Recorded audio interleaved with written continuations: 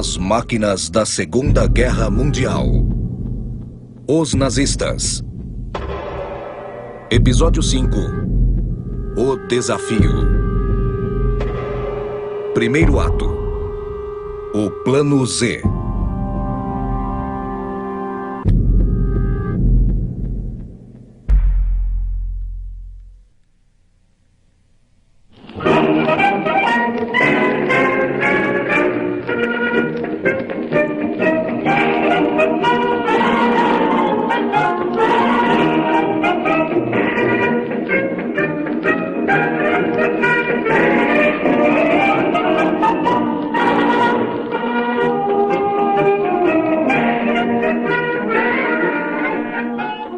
Possivelmente de todos os ramos da Força Aérea Alemã na Segunda Guerra, só um, a Kriegsmarine, ou a Marinha, poderia derrotar a Grã-Bretanha após a ameaça imediata a Dunkerque haver passado.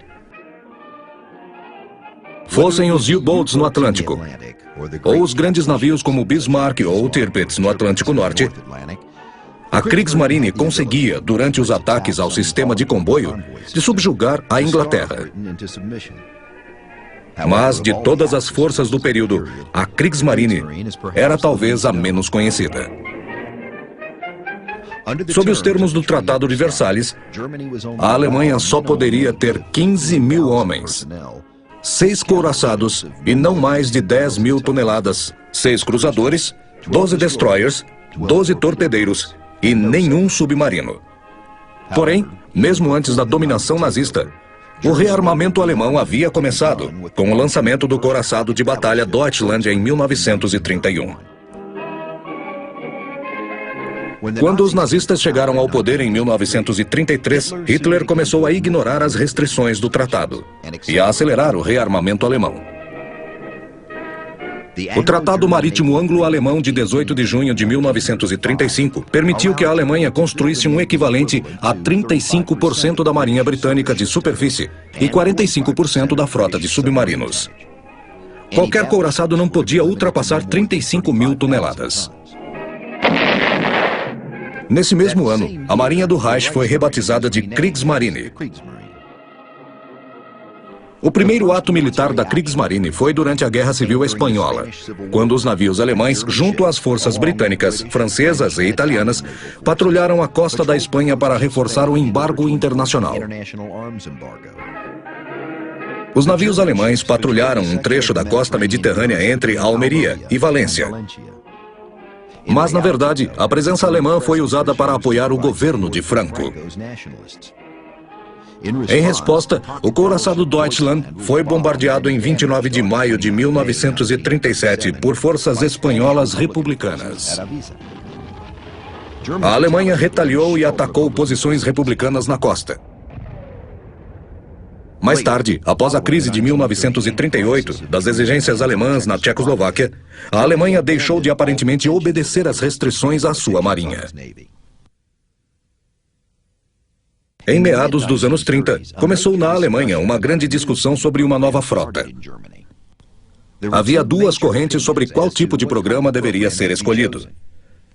Uma focava numa grande frota de submarinos e uma frota de superfície menor para proteção da costa.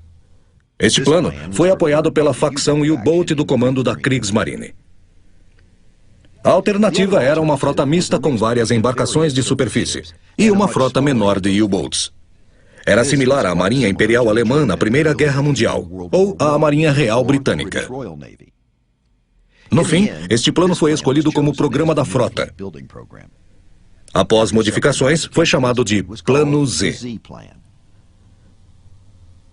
Segundo este plano, a Kriegsmarine cresceria para 800 unidades. Consistiria em 13 couraçados e cruzadores de batalha, 4 porta-aviões, 15 Panzerschiff, 23 cruzadores e 22 dos chamados Spar Cruiser, que eram grandes destroyers.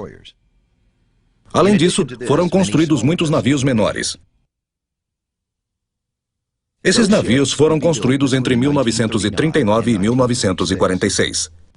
Nessa época, o contingente da Kriegsmarine era de 201 mil homens e mais de 33 bilhões de marcos foram gastos para a construção de novas unidades. Este projeto nunca foi iniciado. A concretização do Plano Z começou em 29 de janeiro de 1939, quando foram dispostos 2 couraçados classe H. 3 meses depois, a Alemanha abandonou o acordo com a Inglaterra, e o sonho de guerra nunca mais contra a Inglaterra acabava. 4 meses depois, a Alemanha atacaria a Polônia. Com a expectativa de uma rápida vitória alemã por terra, todos os trabalhos no Plano Z foram paralisados. Nos meses seguintes, todos os navios incompletos do Plano Z foram desmontados, e o material usado na construção de submarinos. Segundo ato. Primeiro sangue.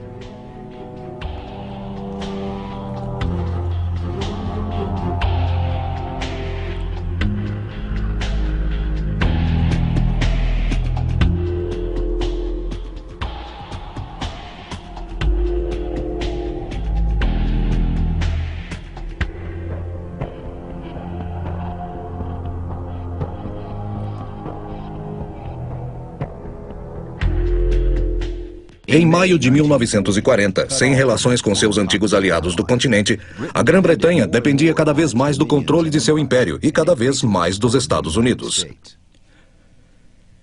Acima de tudo, era essencial à sua sobrevivência proteger as linhas do Mediterrâneo e do Atlântico. Se uma delas fosse cortada, as consequências poderiam ser fatais. Batizo este navio, Rei George V. E que Deus o abençoe e a todos que nele servirem.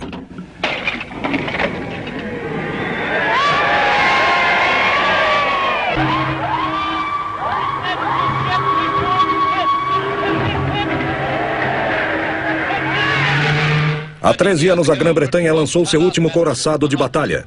Tomara que este seja o último necessário a ser lançado. Sonhamos em construir um mundo melhor, onde não haja armas e a tragédia da guerra.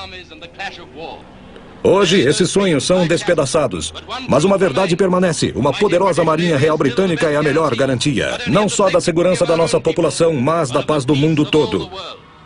O Rei Jorge V e outros navios que se seguirem a ele representam o novo espírito da Grã-Bretanha, que lidera todas as nações com força e determinação pela paz.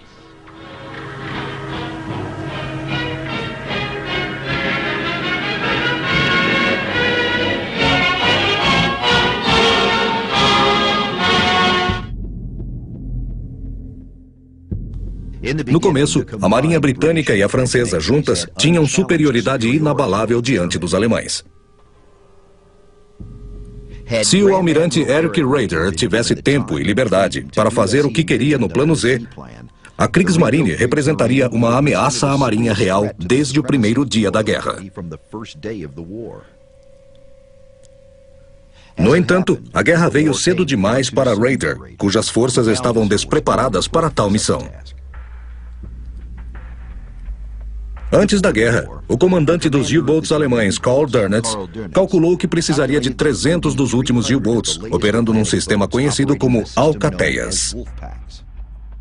Neste sistema, os U-Boats atacariam um comboio simultaneamente e surpreenderiam os navios de defesa. Isso criaria pânico entre os navios mercantes. A estratégia, com o tempo, tiraria da guerra a nação da ilha. A realidade é que, em 1º de setembro de 1939, a frota de U-Boats consistia de 57 submarinos prontos para a ação. Seriam os U-Boats tipo 2, pequenos e de curto alcance, que foram usados para a colocação de minas e operações em águas britânicas. A frota alemã de superfície não estava muito melhor. A Marinha Real Britânica era 10 vezes superior à dos alemães. Em 1939, a Kriegsmarine não tinha força para enfrentar os aliados numa batalha de frotas pelo domínio do mar. A estratégia alemã era baseada na frota comercial, usando couraçados, cruzadores mercantes, submarinos e aeronaves.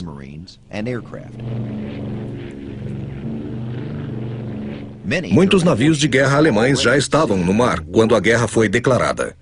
Isso incluía os U-Boats disponíveis e os couraçados de Bolso Deutschland e almirante Graf Spee, que navegara no Atlântico em agosto. Esses navios imediatamente atacaram os navios britânicos e franceses. O U-Boat U-30 afundou o SS Athenia horas após a declaração de guerra. Esta foi uma violação da regra de não afundar navios de passageiros. 112 passageiros morreram neste ataque, incluindo 28 americanos.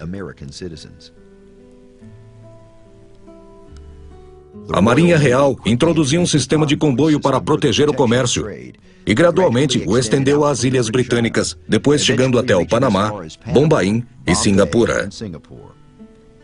O sistema permitia à Marinha Real concentrar sua escolta perto do único lugar onde era certo encontrar U-Boats: os comboios. Mas alguns oficiais da Marinha Britânica, principalmente o primeiro Lorde do Almirantado Winston Churchill, buscavam uma estratégia mais ofensiva. A Marinha Real formou grupos de caça antissubmarinos baseados em porta-aviões para patrulhar as linhas de navios nas abordagens a oeste e para caçar os U-Boats alemães. Mas essa estratégia tinha erros profundos, pois o U-Boat, com sua silhueta minúscula, conseguia localizar os navios de guerra e submergir muito antes de ser alcançado por eles. Os porta-aviões não ajudavam muito. Apesar de conseguirem localizar submarinos na superfície, nessa época, não tinham armas adequadas para o ataque. Qualquer submarino encontrado por uma aeronave já estava longe quando as unidades de superfície chegavam. A estratégia de grupos de caça se revelou desastrosa em poucos dias.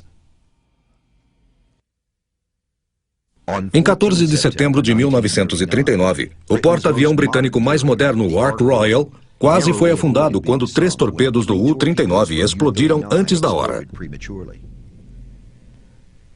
O U-39 foi afundado pelos destroyers da escolta, tornando-se a primeira perda de U-Boat na guerra.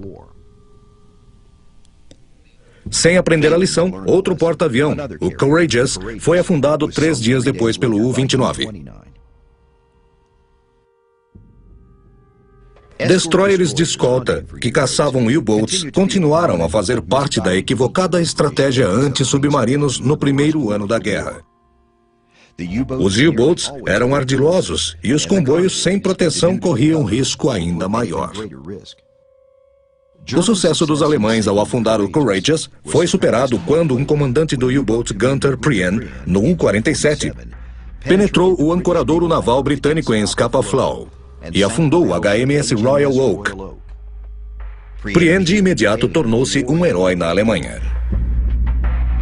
No Atlântico Sul, forças britânicas eram castigadas pelo cruzador almirante Graf Spee, que afundara 9 navios mercantes de 5.000 toneladas no Atlântico Sul e no Oceano Índico durante os primeiros 3 meses de guerra. Os britânicos e os franceses formaram uma série de grupos de caça, incluindo 3 cruzadores de batalha, 3 porta-aviões e 15 cruzadores para irem atrás de Raider e Deutschland. Esses grupos varreram o oceano durante meses, sem sucesso, até que um almirante britânico teve um palpite.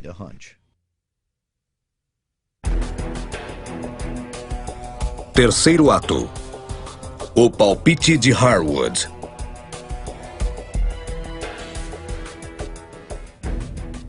No dia anterior à declaração da guerra, o primeiro-ministro Neville Chamberlain indicou Winston Churchill como primeiro Lorde do Almirantado.